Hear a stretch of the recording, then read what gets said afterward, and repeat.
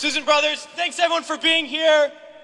And we are here to say to all those serving in the Army and the Marines and the Air Force and the Navy that you have the absolute right to refuse to take part in these criminal wars, and that's a right that all of you should exercise. You have no reason to go put your life on the line and kill and die for profit.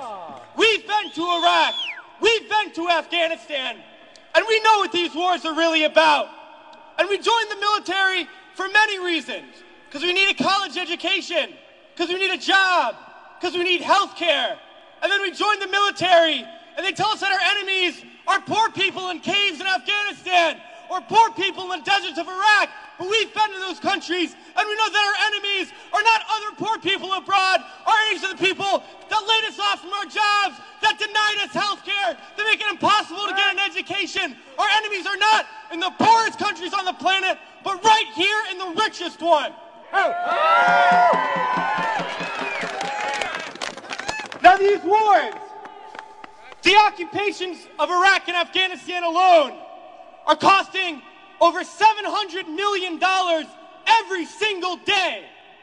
This is a crime every single day, while so many of us are hurting. Well, I think all of us here and the vast majority of people in this country would agree that we can spend $700 million a day better than bombing people that we have no reason to bomb. We can spend $700 million a day rebuilding those countries we've destroyed. We can spend $700 million a day caring for the veterans we get home when they get home. And then we can spend $700 million a day giving every single person health care, a college education, a job, and a livelihood, and a home. That's what we need to be spending our money on.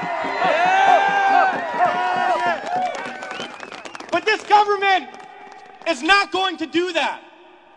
They're not going to use the money in that way. They're not going to end the wars.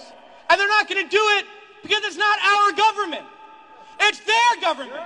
It's the government of the rich. It's the government of Wall Street, of the oil giants, of the defense contractors. It's their government, and the only language that they understand is shutting down business as usual. And that's what we're doing here today, and we're going to continue to do until these wars are over.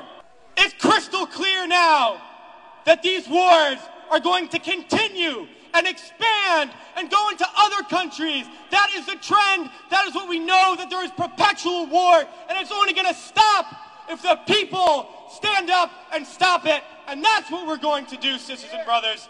And a lot of people ask me, what do we do? Because we all know things are bad. We all see the atrocities on TV. We read about it. We experience it. People always ask, what do I do? Because we always want to know what to do. Do we vote? Do we support a politician? Do we join an organization? What do we do? Well, I'll tell you what we do. It's simple. We fight.